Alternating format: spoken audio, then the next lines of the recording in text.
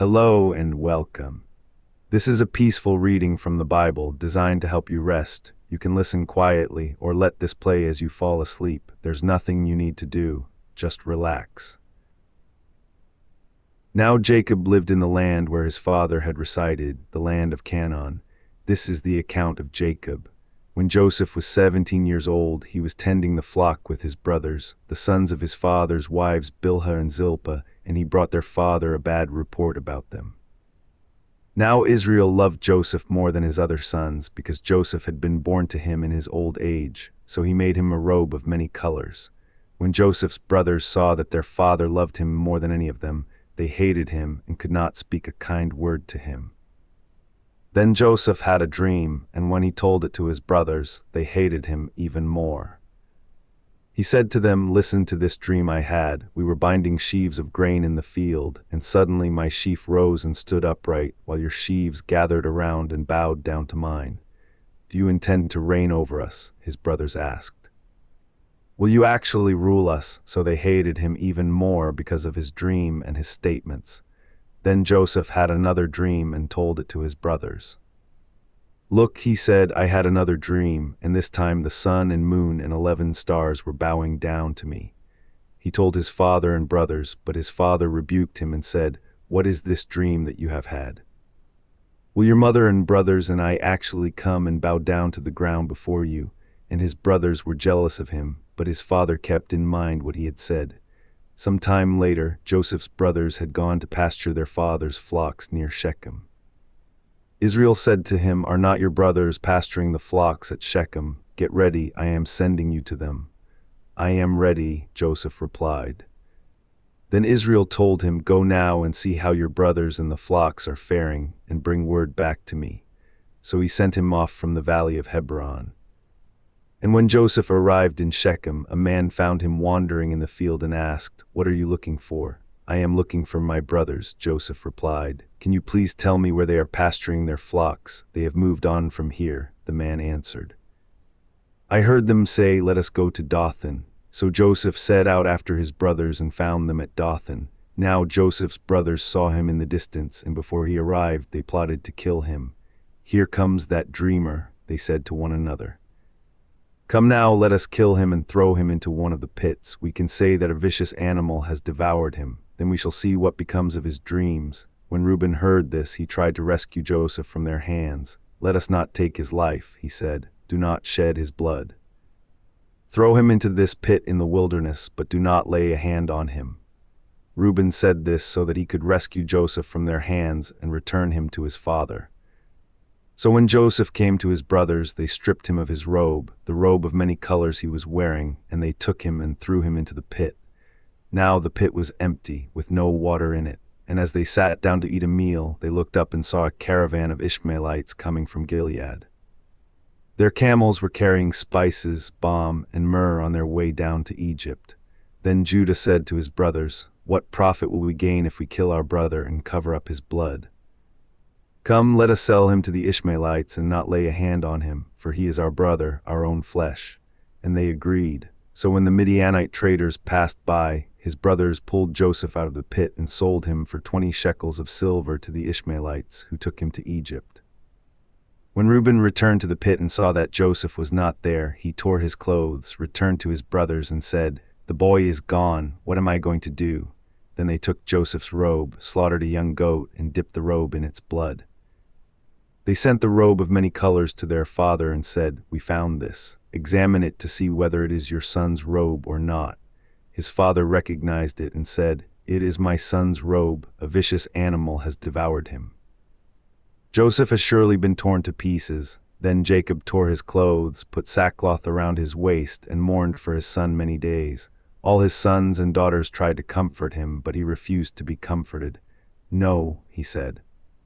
"I will go down to Sheol mourning for my son." So his father wept for him. Meanwhile, the Midianites sold Joseph in Egypt to Potiphar, an officer of Pharaoh and captain of the guard. About that time, Judah left his brothers and settled near a man named Hurrah, an Adullamite. There Judah saw the daughter of a Canaanite man named Shua, and he took her as a wife and slept with her. So she conceived and gave birth to a son, and Judah named him Again she conceived and gave birth to a son, and she named him Onan. Then she gave birth to another son and named him Shelah. It was at Sheib that she gave birth to him.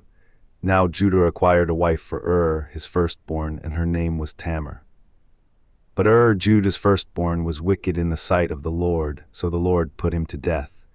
Then Judah said to Onan, "Sleep with your brother's wife. Perform your duty as her brother-in-law and raise up offspring for your brother." But Onan knew that the offspring would not belong to him, so whenever he would sleep with his brother's wife, he would spill his seed on the ground so that he would not produce offspring for his brother. What he did was wicked in the sight of the Lord, so he put Onan to death as well. Then Judah said to his daughter-in-law Tamar, "Live as a widow in your father's house until my son Shelah grows up," for he thought he may die too like his brothers. So Tamar went to live in her father's house. After a long time, Judah's wife, the daughter of Shua, died. When Judah had finished mourning, he and his friend Hurrah the Adullamite went up to his sheep shearers at Timnah. When Tamar was told, "Your father-in-law is going up to Timnah to shear his sheep," she removed her widow's garments, covered her face with a veil to disguise herself, and sat at the entrance to Enaim, which is on the way to Timnah. For she saw that although Shelah had grown up, she had not been given to him as a wife. When Judah saw her, he thought she was a prostitute because she had covered her face.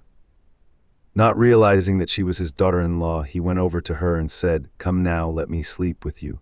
"What will you give me for sleeping with you?" she inquired. "I will send you a young goat from my flock," Judah answered. But she replied, "Only if you leave me something as a pledge until you send it." "What pledge should I give you?" he asked. She answered, "Your seal and your cord and the staff in your hand." So he gave them to her and slept with her, and she became pregnant by him. Then Tamar got up and departed.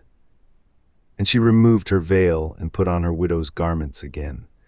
Now, when Judah sent his friend Hurrah the Adullamite with the young goat to collect the items he had left with the woman, he could not find her. He asked the men of that place, "Where is the shrine prostitute who was beside the road at Enaim?" "No shrine prostitute has been here," they answered.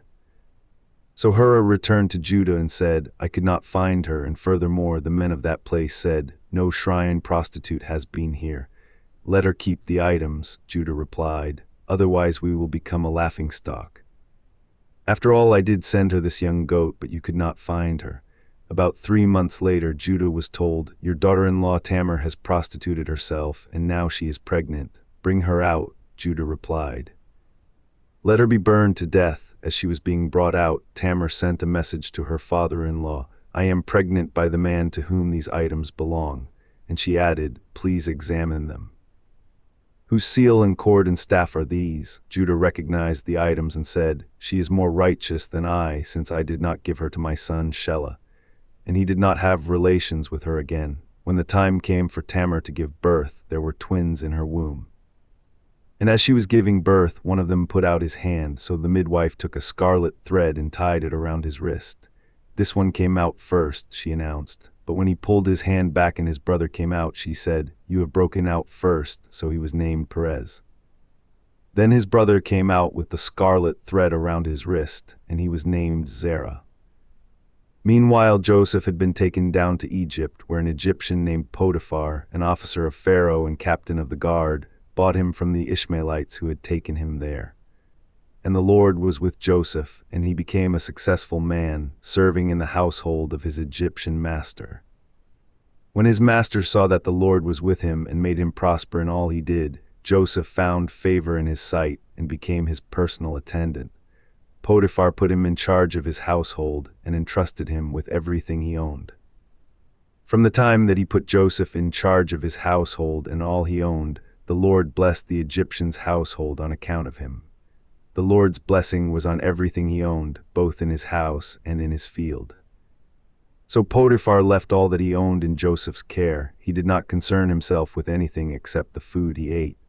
Now Joseph was well built and handsome, and after some time his master's wife cast her eyes upon Joseph and said, "Sleep with me," but he refused.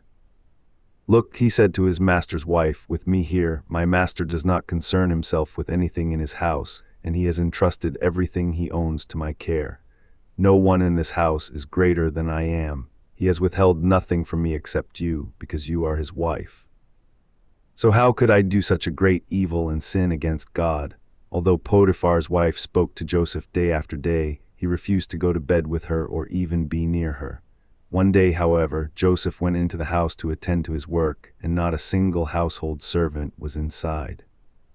She grabbed Joseph by his cloak and said, "Sleep with me." But leaving his cloak in her hand, he escaped and ran outside. When she saw that he had left his cloak in her hand and had run out of the house, she called her household servants. "Look," she said, "this Hebrew has been brought to us to make sport of us. He came to me so he could sleep with me, but I screamed as loud as I could. When he heard me scream for help, he left his cloak beside me and ran out of the house. So Potiphar's wife kept Joseph's cloak beside her until his master came home. Then she told him the same story. The Hebrew slave you brought us came to me to make sport of me, but when I screamed for help, he left his cloak beside me and ran out of the house." When his master heard the story his wife told him, saying, "This is what your slave did to me," he burned with anger, so Joseph's master took him and had him thrown into the prison where the king's prisoners were confined. While Joseph was there in the prison, the Lord was with him and extended kindness to him, granting him favor in the eyes of the prison warden. And the warden put all the prisoners under Joseph's care, so that he was responsible for all that was done in the prison. The warden did not concern himself with anything under Joseph's care, because the Lord was with Joseph and gave him success in whatever he did. Some time later, the king's cupbearer and baker offended their master, the king of Egypt. Pharaoh was angry with his two officers, the chief cupbearer and the chief baker, and imprisoned them in the house of the captain of the guard, the same prison where Joseph was confined. The captain of the guard assigned them to Joseph, and he became their personal attendant. After they had been in custody for some time, both of these men, the Egyptian king's cupbearer and baker, who were being held in the prison, had a dream on the same night, and each dream had its own meaning. When Joseph came to them in the morning, he saw that they were distraught. So he asked the officials of Pharaoh who were in custody with him in his master's house, "Why are your faces so downcast today?" "We both had dreams," they replied, "but there is no one to interpret them." Then Joseph said to them, "Don't interpretations belong to God? Tell me your dreams." So the chief cupbearer told Joseph his dream. "In my dream there was a vine before me, and on the vine were 3 branches. As it budded, its blossoms opened and its clusters ripened into grapes. Pharaoh's cup was in my hand, and I took the grapes, squeezed them into his cup, and placed the cup in his hand." Joseph replied, "This is the interpretation. The 3 branches are 3 days. Within 3 days Pharaoh will lift up your head and restore your position. You will put Pharaoh's cup in his hand, just as you did when you were his cupbearer. But when it goes well for you, please remember me and show me kindness by mentioning me to Pharaoh, that he might bring me out of this prison. For I was kidnapped from the land of the Hebrews, and even here I have done nothing for which they should have put me in this dungeon." When the chief baker saw that the interpretation was favorable, he said to Joseph, "I too had a dream. There were 3 baskets of white bread on my head. In the top basket were all sorts of baked goods for Pharaoh, but the birds were eating them out of the basket on my head." Joseph replied, "This is the interpretation. The 3 baskets are 3 days. Within 3 days Pharaoh will lift off your head and hang you on a tree. Then the birds will eat the flesh of your body." On the 3rd day, which was Pharaoh's birthday, he held a feast for all his officials, and in their presence he lifted up the heads of the chief cupbearer and the chief baker. Pharaoh restored the chief cupbearer to his position, so that he once again placed the cup in Pharaoh's hand. But Pharaoh hanged the chief baker, just as Joseph had described to them in his interpretation. The chief cupbearer, however, did not remember Joseph. He forgot all about him. After 2 full years had passed, Pharaoh had a dream. He was standing beside the Nile when 7 cows, sleek and well-fed, came up from the river and began to graze among the reeds. After them, 7 other cows, sickly and thin, came up from the Nile and stood beside the well-fed cows on the bank of the river. And the cows that were sickly and thin devoured the 7 sleek, well-fed cows. Then Pharaoh woke up, but he fell back asleep and dreamed a second time. 7 heads of grain, plump and ripe, came up on one stalk. After them, 7 other heads of grain sprouted, thin and scorched by the east wind. and the thin heads of grain swallowed up the 7 plump, ripe ones. Then Pharaoh awoke and realized it was a dream. In the morning his spirit was troubled, so he summoned all the magicians and wise men of Egypt. Pharaoh told them his dreams, but no one could interpret them for him. Then the chief cupbearer said to Pharaoh, "Today I recall my failures. Pharaoh was once angry with his servants, and he put me and the chief baker in the custody of the captain of the guard. One night both the chief baker and I had dreams, and each dream had its own meaning. Now a young Hebrew was there with us, a servant of the captain of the guard. We told him our dreams, and he interpreted them for us individually, and it happened to us just as he had interpreted. I was restored to my position, and the other man was hanged. So Pharaoh sent for Joseph, who was quickly brought out of the dungeon. After he had shaved and changed his clothes, he went in before Pharaoh. Pharaoh said to Joseph, "I had a dream, and no one can interpret it. But I have heard it said of you that when you hear a dream you can interpret it." "I myself cannot do it," Joseph replied, "but God will give Pharaoh a sound answer." Then Pharaoh said to Joseph, "In my dream I was standing on the bank of the Nile when 7 cows, well fed and sleek, came up from the river and began to graze among the reeds. After them 7 other cows, sickly, ugly, and thin, came up. I have never seen such ugly cows in all the land of Egypt. Then the thin, ugly cows devoured the 7 well-fed cows that were there first.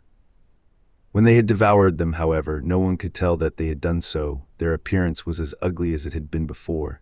Then I awoke. In my dream I also saw 7 heads of grain, plump and ripe, growing on a single stalk.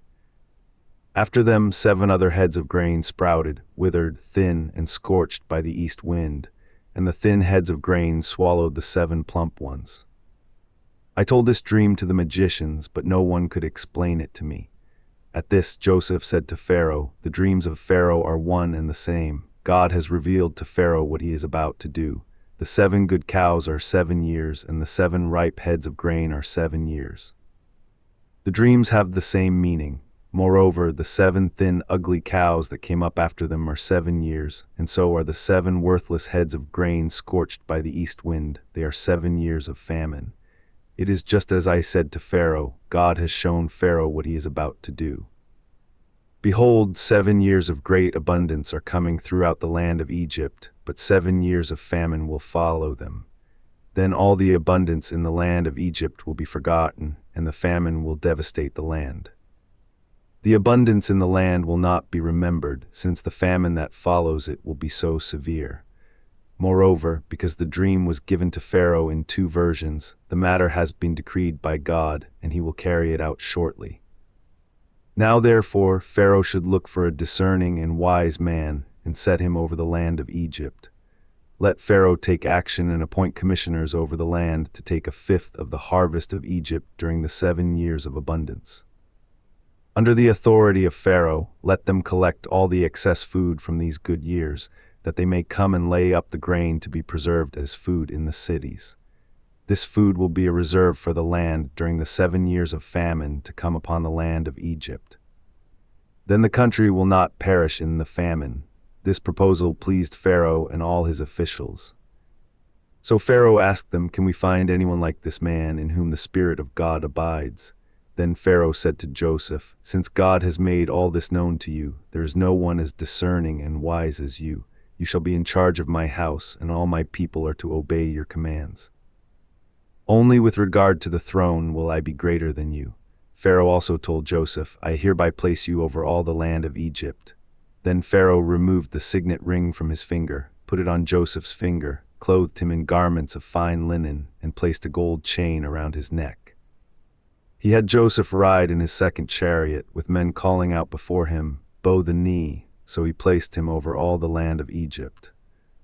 And Pharaoh declared to Joseph, "I am Pharaoh, but without your permission, no one in all the land of Egypt shall lift his hand or foot."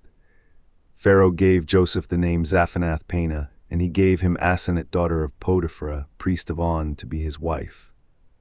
And Joseph took charge of all the land of Egypt. Now Joseph was 30 years old when he entered the service of Pharaoh, king of Egypt. And Joseph left Pharaoh's presence and traveled throughout the land of Egypt. During the 7 years of abundance, the land brought forth bountifully. During those 7 years, Joseph collected all the excess food in the land of Egypt and stored it in the cities. In every city, he laid up the food from the fields around it. So Joseph stored up grain in such abundance, like the sand of the sea, that he stopped keeping track of it, for it was beyond measure. Before the years of famine arrived, 2 sons were born to Joseph by Asenath, daughter of Potiphar, priest of On. Joseph named the firstborn Manasseh, saying, God has made me forget all my hardship and all my father's household. And the second son he named Ephraim, saying, God has made me fruitful in the land of my affliction. When the 7 years of abundance in the land of Egypt came to an end, the 7 years of famine began, just as Joseph had said. And although there was famine in every country, there was food throughout the land of Egypt. When extreme hunger came to all the land of Egypt and the people cried out to Pharaoh for food, he told all the Egyptians, Go to Joseph and do whatever he tells you. When the famine had spread over all the land, Joseph opened up all the storehouses and sold grain to the Egyptians, for the famine was severe in the land of Egypt. And every nation came to Joseph in Egypt to buy grain, because the famine was severe over all the earth. When Jacob learned that there was grain in Egypt, he said to his sons, Why are you staring at one another? Look, he added, I have heard that there is grain in Egypt. Go down there and buy some for us, so that we may live and not die. So 10 of Joseph's brothers went down to buy grain from Egypt. But Jacob did not send Joseph's brother Benjamin with his brothers, for he said, I am afraid that harm might befall him. So the sons of Israel were among those who came to buy grain, since the famine had also spread to the land of Canaan.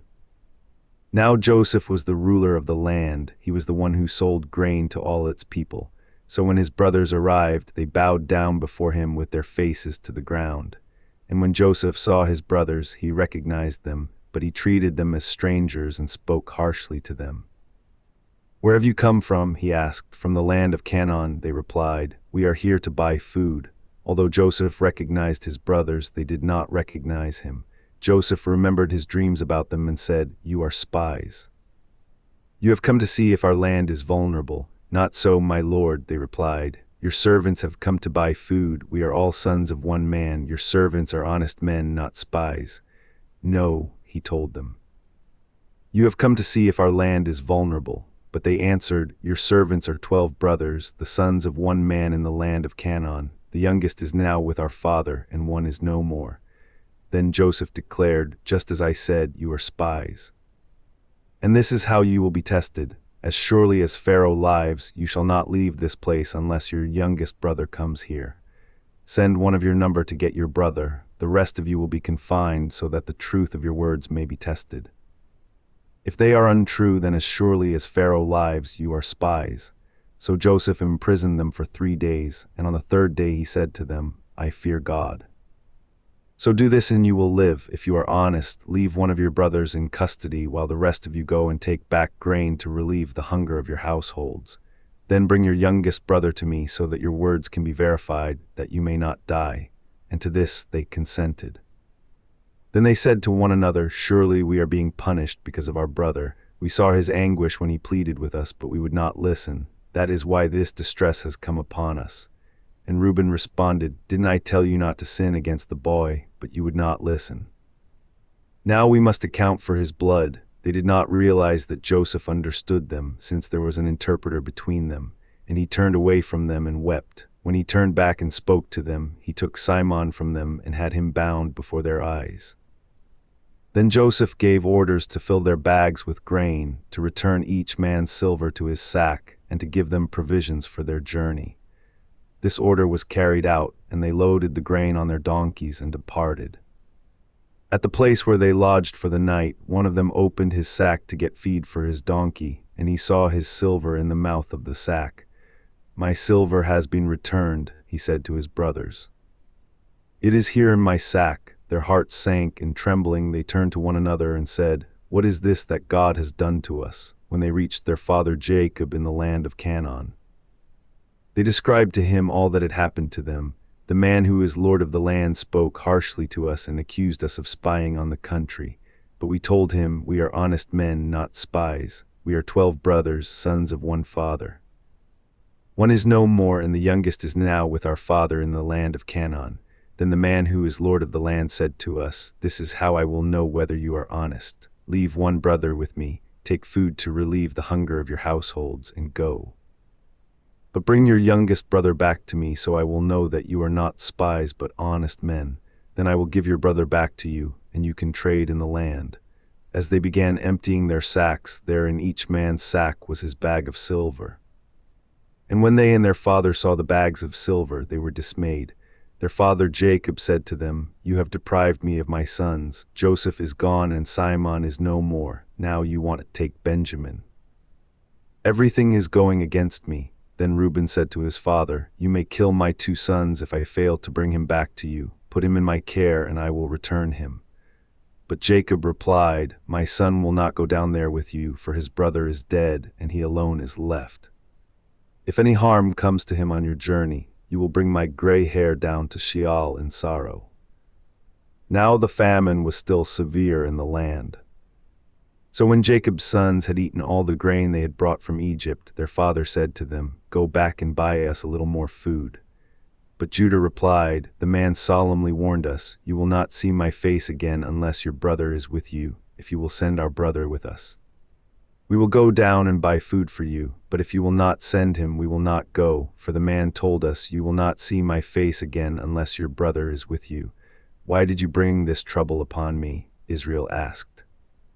Why did you tell the man you had another brother? They replied, The man questioned us in detail about ourselves and our family. Is your father still alive? Do you have another brother? And we answered him accordingly. How could we possibly know that he would say, Bring your brother here? And Judah said to his father Israel, Send the boy with me, and we will go at once, so that we may live and not die, neither we nor you nor our children. I will guarantee his safety. You may hold me personally responsible. If I do not bring him back and set him before you, then may I bear the guilt before you all my life. If we had not delayed, we could have come and gone twice by now. Then their father Israel said to them, If it must be so, then do this. Put some of the best products of the land in your packs and carry them down as a gift for the man, a little balm and a little honey, spices and myrrh. Pistachios and almonds. Take double the silver with you so that you may return the silver that was put back into the mouths of your sacks. Perhaps it was a mistake. Take your brother as well and return to the man at once. May God Almighty grant you mercy before the man, that he may release your other brother along with Benjamin. As for me, if I am bereaved, I am bereaved. So the men took these gifts, along with double the amount of silver, and Benjamin as well. Then they hurried down to Egypt and stood before Joseph. When Joseph saw Benjamin with his brothers, he said to the steward of his house, Take these men to my house. Slaughter an animal and prepare it, for they shall dine with me at noon. The man did as Joseph had commanded and took the brothers to Joseph's house. But the brothers were frightened that they had been taken to Joseph's house. We have been brought here because of the silver that was returned in our bags the first time, they said. They intend to overpower us and take us as slaves, along with our donkeys. So they approached Joseph's steward and spoke to him at the entrance to the house. Please, sir, they said, we really did come down here the first time to buy food. But when we came to the place we lodged for the night, we opened our sacks, and behold, each of us found his silver in the mouth of his sack. It was the full amount of our silver, and we have brought it back with us. We have brought additional silver with us to buy food. We do not know who put our silver in our sacks. It is fine, said the steward. Do not be afraid. Your God, the God of your father, gave you the treasure that was in your sacks. I received your silver. Then he brought Simon out to them. And the steward took the men into Joseph's house, gave them water to wash their feet, and provided food for their donkeys. Since the brothers had been told that they were going to eat a meal there, they prepared their gift for Joseph's arrival at noon. When Joseph came home, they presented him with the gifts they had brought, and they bowed to the ground before him. He asked if they were well, and then he asked, How is your elderly father you told me about? Is he still alive? Your servant our father is well, they answered. He is still alive, and they bowed down to honor him. When Joseph looked up and saw his brother Benjamin, his own mother's son, he asked, Is this your youngest brother, the one you told me about? Then he declared, May God be gracious to you, my son. Joseph hurried out because he was moved to tears for his brother. And he went to a private room to weep. Then he washed his face and came back out. Regaining his composure, he said, "Serve the meal." They separately served Joseph, his brothers, and the Egyptians. They ate separately because the Egyptians would not eat with the Hebrews, since that was detestable to them. They were seated before Joseph in order by age, from the firstborn to the youngest, and the men looked at one another in astonishment.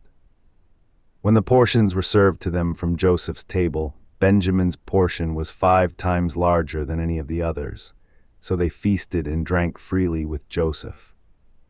Then Joseph instructed his steward, "Fill the men's sacks with as much food as they can carry, and put each one's silver in the mouth of his sack.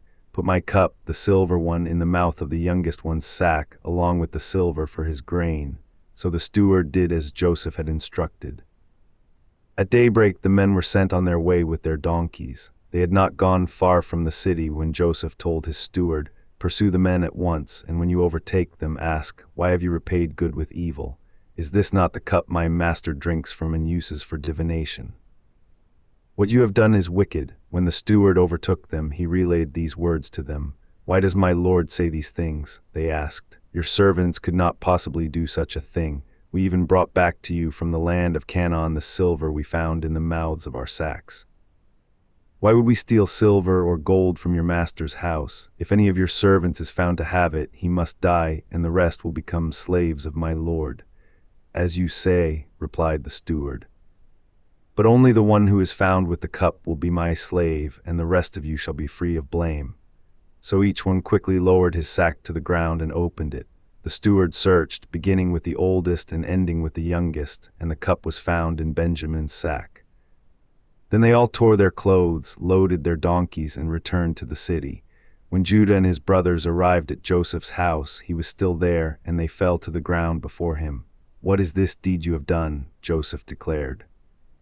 "Do you not know that a man like me can surely divine the truth? What can we say to my lord?" Judah replied. "How can we plead? How can we justify ourselves? God has exposed the iniquity of your servants. We are now my lord's slaves, both we and the one who was found with the cup." But Joseph replied, "Far be it from me to do this. The man who was found with the cup will be my slave. The rest of you may return to your father in peace." Then Judah approached Joseph and said, "Sir, please let your servant speak personally to my lord. Do not be angry with your servant, for you are equal to Pharaoh himself. My lord asked his servants, 'Do you have a father or a brother?' And we answered, 'We have an elderly father and a younger brother, the child of his old age. The boy's brother is dead. He is the only one of his mother's sons left, and his father loves him. Then you told your servants, "Bring him down to me so that I can see him for myself." So we said to my lord, "The boy cannot leave his father.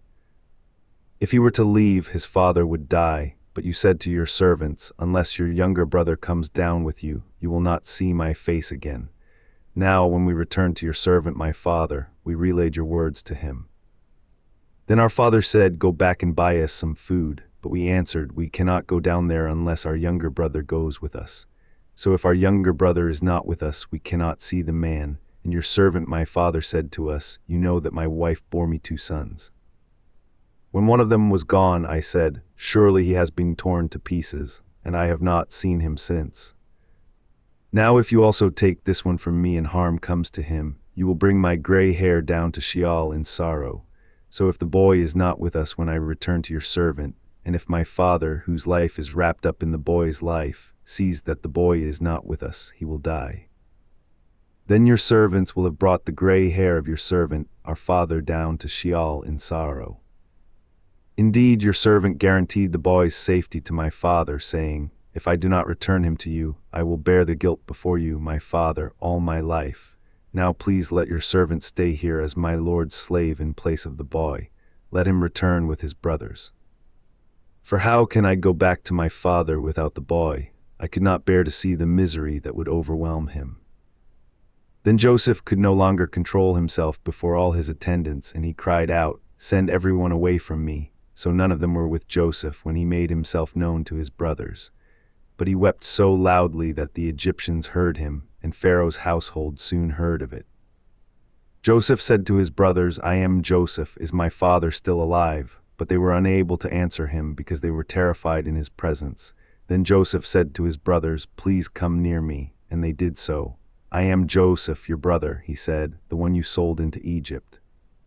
And now do not be distressed or angry with yourselves that you sold me into this place, because it was to save lives that God sent me before you. For the famine has covered the land these 2 years, and there will be 5 more years without plowing or harvesting. God sent me before you to preserve you as a remnant on the earth and to save your lives by a great deliverance. Therefore it was not you who sent me here, but God, who has made me a father to Pharaoh, lord of all his household and ruler over all the land of Egypt. Now return quickly to my father and tell him, This is what your son Joseph says. God has made me lord of all Egypt. Come down to me without delay. You shall settle in the land of Goshen and be near me, you and your children and grandchildren, your flocks and herds and everything you own. And there I will provide for you, because there will be 5 more years of famine. Otherwise, you and your household and everything you own will come to destitution. Behold, you and my brother Benjamin can see that I, Joseph, am the one speaking with you. Tell my father about all my splendor in Egypt and everything you have seen, and bring my father down here quickly. Then Joseph threw his arms around his brother Benjamin and Benjamin wept as they embraced. Joseph kissed each of his brothers as he wept over them. And afterward his brothers talked with him. When the news reached Pharaoh's house that Joseph's brothers had come, Pharaoh and his servants were pleased. Pharaoh said to Joseph, Tell your brothers, do as follows: load your animals and return to the land of Canaan. Then bring your father and your families and return to me. I will give you the best of the land of Egypt, and you shall eat from the fat of the land. You are also directed to tell them, Take wagons from the land of Egypt for your young children and your wives, and bring your father and come back.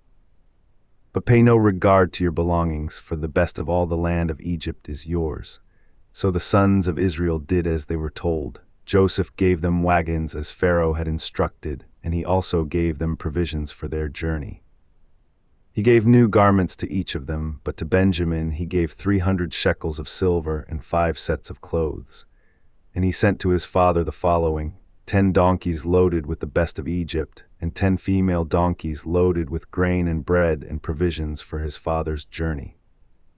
Then Joseph sent his brothers on their way, and as they were leaving he said to them, Do not quarrel on the way. So the brothers went up out of Egypt and came to their father Jacob in the land of Canaan. Joseph is still alive, they said, and he is ruler over all the land of Egypt. But Jacob was stunned, for he did not believe them. However, when they relayed all that Joseph had told them, and when he saw the wagons that Joseph had sent to carry him back, the spirit of their father Jacob was revived. Enough, declared Israel. My son Joseph is still alive. I will go to see him before I die. So Israel set out with all that he had, and when he came to Beersheba, he offered sacrifices to the God of his father Isaac. And that night God spoke to Israel in a vision. Jacob, Jacob, he said. Here I am, replied Jacob. I am God, he said, the God of your father. Do not be afraid to go down to Egypt, for I will make you into a great nation there. I will go down with you to Egypt, and I will surely bring you back. And Joseph's own hands will close your eyes. Then Jacob departed from Beersheba, and the sons of Israel took their father Jacob in the wagons Pharaoh had sent to carry him, along with their children and wives. They also took the livestock and possessions they had acquired in the land of Canaan, and Jacob and all his offspring went to Egypt. Jacob took with him to Egypt his sons and grandsons, and his daughters and granddaughters, all his offspring. Now these are the names of the sons of Israel, Jacob and his descendants who went to Egypt: Reuben, Jacob's firstborn. The sons of Reuben, Hanok, Palu, Hezron, and Carmi. The sons of Simon, Jemuel, Jamin, Ohad, Jachin, Zohar, and Shaul, the son of a Canaanite woman. The sons of Levi, Gershon, Kohath, and Merari. The sons of Judah, Onan, Shelah, Perez, and Zerah, but and Onan died in the land of Canaan. The sons of Perez, Hezron, and Hamel. The sons of Issachar, Tola, Puvah, Job, and Shimron. The sons of Zebulun, Serd, Elon, and Jalil. These are the sons of Leah born to Jacob in Paddan Aram, in addition to his daughter Dinah. The total number of sons and daughters was 33. The sons of Gad, Ziphion, Haggi, Shuni, Esben, Eri, Arodi, and Areli. The children of Asher, Imnah, Ishva, Ishvi, Beriah, and their sister Sarah. The sons of Beriah, Heber, and Malchiel. These are the sons of Jacob born to Zilpah, whom Laban gave to his daughter Leah, 16 in all. The sons of Jacob's wife Rachel, Joseph, and Benjamin. Manasseh and Ephraim were born to Joseph in the land of Egypt by Asenath, daughter of Potiphar, priest of On. The sons of Benjamin, Bela, Betcher, Ashbel, Jira, Naaman, Ehi, Rosh, Muppim, Huppim, and Ard. These are the sons of Rachel born to Jacob, 14 in all. The son of Dan, Hushim. The sons of Naphtali, Jaziel, Guni, Jezer, and Shillem. These are the sons of Jacob born to Bilhah, whom Laban gave to his daughter Rachel, 7 in all. All those belonging to Jacob who came to Egypt, his direct descendants, besides the wives of Jacob's sons, numbered 66 persons. And with the 2 sons who had been born to Joseph in Egypt, the members of Jacob's family who went to Egypt were 70 in all. Now Jacob had sent Judah ahead of him to Joseph to get directions to Goshen. When Jacob's family arrived in the land of Goshen, Joseph prepared his chariot and went there to meet his father Israel. Joseph presented himself to him, embraced him, and wept profusely. Then Israel said to Joseph, "Finally I can die, now that I have seen your face and know that you are still alive." Joseph said to his brothers and to his father's household, "I will go up and inform Pharaoh. My brothers and my father's household from the land of Canaan have come to me.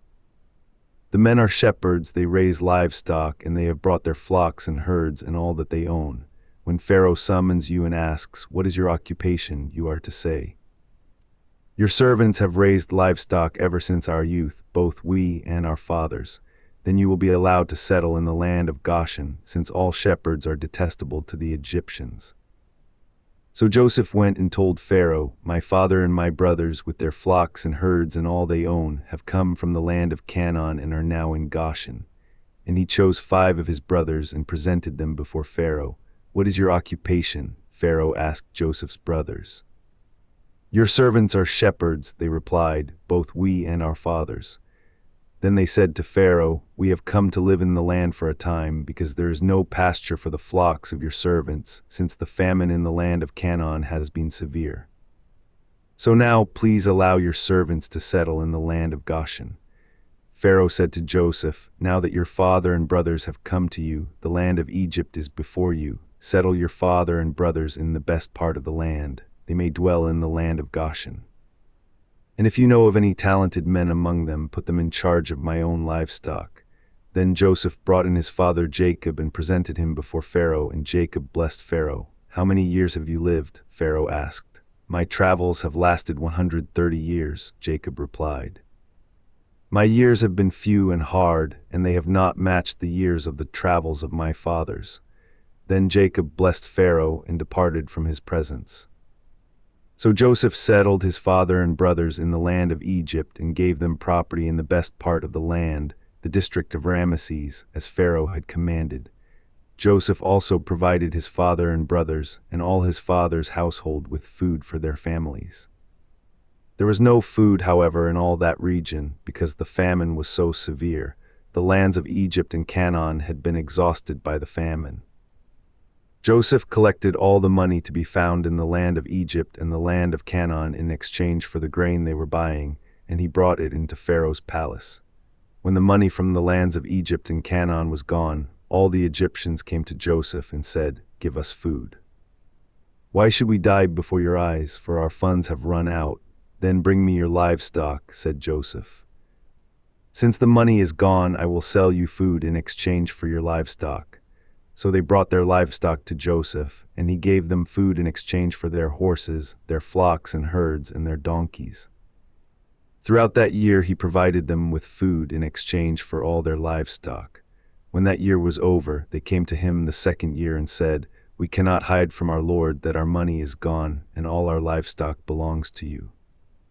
There is nothing left for our lord except our bodies and our land. Why should we perish before your eyes, we and our land as well? Purchase us and our land in exchange for food.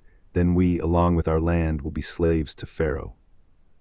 Give us seed that we may live and not die, and that the land may not become desolate." So Joseph acquired for Pharaoh all the land in Egypt. The Egyptians, one and all, sold their fields because the famine was so severe upon them. The land became Pharaoh's, and Joseph reduced the people to servitude from one end of Egypt to the other. However, he did not acquire the priests' portion of the land, for it had been given to them by Pharaoh. They ate the rations that Pharaoh supplied, so they did not sell their land. Then Joseph said to the people, "Now that I have acquired you and your land for Pharaoh this day, here is seed for you to sow in the land.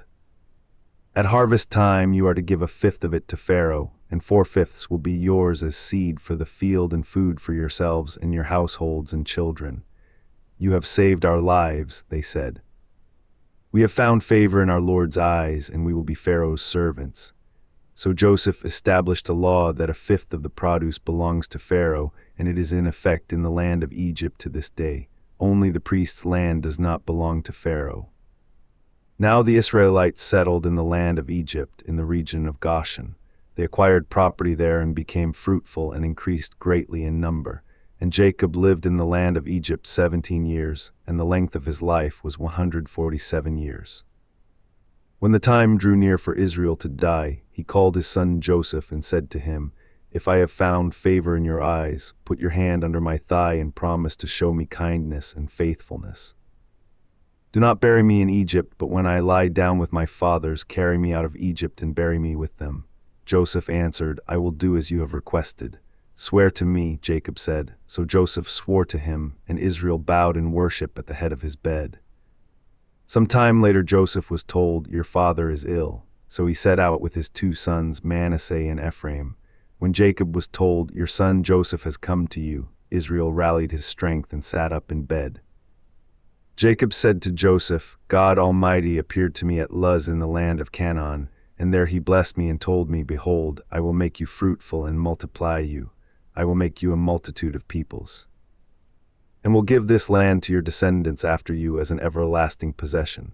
And now your 2 sons born to you in Egypt before I came to you here shall be reckoned as mine. Ephraim and Manasseh shall be mine, just as Reuben and Simon are mine. Any children born to you after them shall be yours, and they shall be called by the names of their brothers in the territory they inherit. Now as for me, when I was returning from Paddan, to my sorrow Rachel died along the way in the land of Canaan, some distance from Ephrath. So I buried her there beside the road to Ephrath, that is, Bethlehem." When Israel saw the sons of Joseph, he asked, "Who are these?" Joseph said to his father, "They are the sons God has given me in this place." So Jacob said, "Please bring them to me, that I may bless them." Now Israel's eyesight was poor because of old age, he could hardly see. Joseph brought his sons to him, and his father kissed them and embraced them. "I never expected to see your face again," Israel said to Joseph, "but now God has let me see your children as well." Then Joseph removed his sons from his father's knees and bowed face down. And Joseph took both of them, with Ephraim in his right hand toward Israel's left hand, and Manasseh in his left hand toward Israel's right hand, and brought them close to him. But Israel stretched out his right hand and put it on the head of Ephraim, the younger, and crossing his hands he put his left on Manasseh's head, although Manasseh was the firstborn. Then he blessed Joseph and said, "May the God before whom my fathers Abraham and Isaac walked, the God who has been my shepherd all my life to this day, the angel who has redeemed me from all harm, may he bless these boys. And may they be called by my name and the names of my fathers Abraham and Isaac, and may they grow into a multitude upon the earth." When Joseph saw that his father had placed his right hand on Ephraim's head, he was displeased and took his father's hand to move it from Ephraim's head to Manasseh's. "Not so, my father," Joseph said. "This one is the firstborn, put your right hand on his head." But his father refused. "I know, my son, I know," he said. "He too shall become a people, and he too shall be great. Nevertheless, his younger brother shall be greater than he. And his offspring shall become a multitude of nations." So that day Jacob blessed them and said, "By you shall Israel pronounce this blessing. May God make you like Ephraim and Manasseh." So he put Ephraim before Manasseh. Then Israel said to Joseph, "Look, I am about to die, but God will be with you and bring you back to the land of your fathers." and to you, as one who is above your brothers, I give the ridge of land that I took from the Amorites with my sword and bow." Then Jacob called for his sons and said, "Gather around so that I can tell you what will happen to you in the days to come. Come together and listen, O sons of Jacob, listen to your father Israel. Reuben, you are my firstborn, my might, and the beginning of my strength, excelling in honor, excelling in power. Uncontrolled as the waters, you will no longer excel, because you went up to your father's bed onto my couch and defiled it. Simon and Levi are brothers, their swords are weapons of violence. May I never enter their council, may I never join their assembly. For they kill men in their anger and hamstring oxen on a whim. Cursed be their anger, for it is strong, and their wrath, for it is cruel. I will disperse them in Jacob and scatter them in Israel. Judah, your brothers shall praise you. Your hand shall be on the necks of your enemies. Your father's sons shall bow down to you. Judah is a young lion, my son, you return from the prey. Like a lion he crouches and lies down, like a lioness who dares to rouse him. The scepter will not depart from Judah, nor the staff from between his feet, until Shiloh comes and the allegiance of the nations is his. He ties his donkey to the vine, his colt to the choicest branch. He washes his garments in wine, his robes in the blood of grapes. His eyes are darker than wine, and his teeth are whiter than milk. Zebulun shall dwell by the seashore and become a harbor for ships. His border shall extend to Sidon. Issachar is a strong donkey, lying down between the sheepfolds. He saw that his resting place was good, and that his land was pleasant, so he bent his shoulder to the burden and submitted to labor as a servant. Dan shall provide justice for his people as one of the tribes of Israel. He will be a snake by the road, a viper in the path that bites the horse's heels so that its rider tumbles backward. I await your salvation, O Lord. Gad will be attacked by raiders, but he will attack their heels. Asher's food will be rich, he shall provide royal delicacies. Naphtali is a doe set free that bears beautiful fawns. Joseph is a fruitful vine by a spring whose branches scale the wall. The archers attacked him with bitterness, they aimed at him in hostility. Yet he steadied his bow, and his strong arms were tempered by the hands of the mighty one of Jacob, in the name of the shepherd, the rock of Israel, by the God of your father who helps you, and by the Almighty who blesses you, with blessings of the heavens above, with blessings of the depths below, with blessings of the breasts and womb. The blessings of your father have surpassed the blessings of the ancient mountains and the bounty of the everlasting hills. May they rest on the head of Joseph, on the brow of the prince of his brothers. Benjamin is a ravenous wolf. In the morning he devours the prey, in the evening he divides the plunder. These are the tribes of Israel, 12 in all, and this was what their father said to them. He blessed them, and he blessed each one with a suitable blessing. Then Jacob instructed them, I am about to be gathered to my people.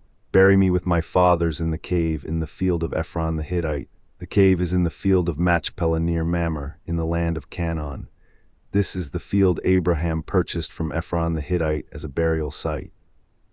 There Abraham and his wife Sarah are buried. There Isaac and his wife Rebekah are buried, and there I buried Leah. The field and the cave that is in it were purchased from the Hittites.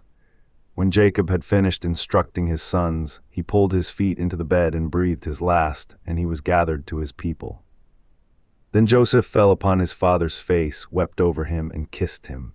And Joseph directed the physicians in his service to embalm his father Israel. So they embalmed him, taking the 40 days required to complete the embalming, and the Egyptians mourned for him 70 days.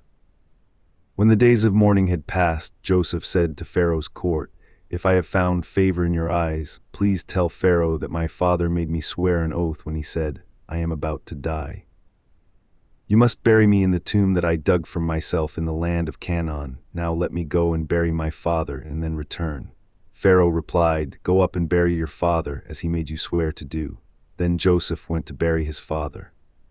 And all the servants of Pharaoh accompanied him, the elders of Pharaoh's household and all the elders of the land of Egypt, along with all of Joseph's household and his brothers and his father's household. Only their children and flocks and herds were left in Goshen. Chariots and horsemen alike went up with him, and it was an exceedingly large procession. When they reached the threshing floor of Adad, which is across the Jordan, they lamented and wailed loudly, and Joseph mourned for his father 7 days. When the Canaanites of the land saw the mourning at the threshing floor of Atad, they said, "This is a solemn ceremony of mourning by the Egyptians." Thus the place across the Jordan is called Abel Mizraim. So Jacob's sons did as he had charged them. They carried him to the land of Canaan and buried him in the cave at Machpelah in the field near Mamre, which Abraham had purchased from Ephron the Hittite as a burial site. After Joseph had buried his father, he returned to Egypt with his brothers and all who had gone with him to bury his father. When Joseph's brothers saw that their father was dead, they said, "What if Joseph bears a grudge? Then he will surely repay us for all the evil that we did to him." So they sent word to Joseph, saying, "Before he died, your father commanded, this is what you are to say to Joseph. I beg you, please forgive the transgression and sin of your brothers, for they did you wrong. So now, Joseph, please forgive the transgression of the servants of the God of your father."